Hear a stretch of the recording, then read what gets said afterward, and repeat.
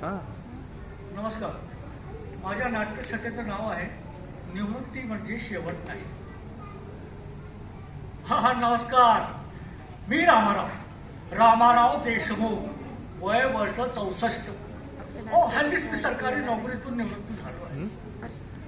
काय काय दिवस होता तो. नाही म्हणजे माझ्या निवृत्तीचा शेवटचा दिवस. ऑफिसात काय सत्कार झाला माझा. ते हार, ते पुष्पगुच्छ, तो मोमेंटो, ते शाल, श्रीफळ सगळं मिळालं मला. आणि जाताना पूर्ण ऑफिसचा स्टाफ मला म्हणाला की साहेब, आम्हाला आपली फार आठवण येईल. मी भामावर गेलो, गळा भरून आलो. काही बोलणं असं झालं, नुसतं हात वरती केला. पण स्वतःवर अभिमान वाटला आणि म्हटलं, का रामया, काय मान आलंच होता इथे. हा. आणि दुसऱ्या दिवशी आपलं परत तेच. सकाळी उठलो, बेग उचलला, निघालो ऑफिसला. मग नंतर लक्षात आलं की बाबा, आता ऑफिसला जायचं नाही आपल्याला, आता कायमची सुट्टी.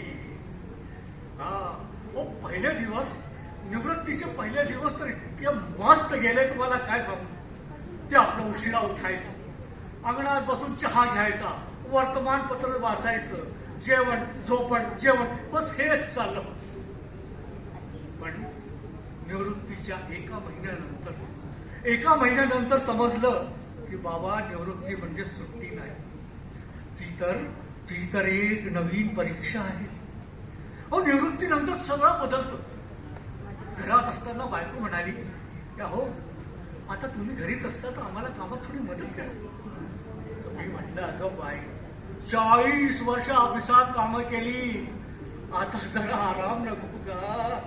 तर ती म्हणाली, आम्ही सुद्धा तुमच्या घरात 40 वर्ष कामं केली आहे, मग आमची निवृत्ती. मग आता मी तिचे काम, हे काम, ते काम, हे आण ते आण. त्या नातवाला कविता शिकवा, त्याला गोष्टी सांगा, त्याला गृहपाठ करा, त्याला मोबाईलमध्ये गेम डाउनलोड करा. बस हेच झालं. म्हणजे मी ऑफिसर वरून झालो आता घरचं काम करणारा घरोबा. बस एके दिवशी आरशा समोर उभं राहून मी स्वतःलाच विचारलं की राम्या, आता पुढे काय. अरे तुझं जीवन असंच जाईल ना. तर आतला राम्या माझा फार आला आणि त्याने मला शिक्षा दिली की हे बा राम्या, अरे तुझी नोकरी संपली आहे पण जीवन नाही. अरे तुझी पगार बंद झाली आहे पण अनुभव संपला नाहीये. अरे